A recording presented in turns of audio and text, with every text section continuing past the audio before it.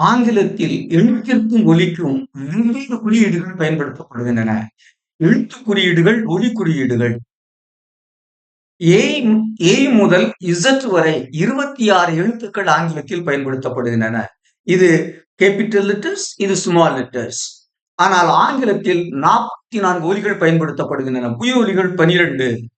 ஆ, ஆ, இ, ஈ, உ, ஊ, அ, அ, ஓ, ஓ, அ, அ.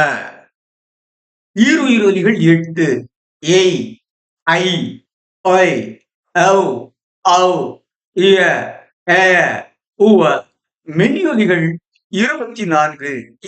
இப், இக், இத், இக், இக், இஃப், இவ், இத், இத், இஸ், இஸ், இஷ், இஷ், இச், இச், இஹ், இல், இம், இன், இங், இர், இ, இவ். 24. ஆங்கிலத்தில் 26 எழுத்துக்கள் பயன்படுத்தப்படுகின்றன. ஆனால் பயன்படுத்தப்படும் ஒலிகள் 24. ஆங்கிலத்தில் எழுதுவதை அதை முழுமையா ஆங்கிலத்தில் உச்சரிக்க இயலாது. அதுபோன்று ஆங்கிலத்தில் பேசினால் அதை முழுமையாக ஆங்கிலத்தில் எழுத இயலாது. இது ஆங்கிலத்தில் உள்ள மிக சிக்கலான நடைமுறையாகும்.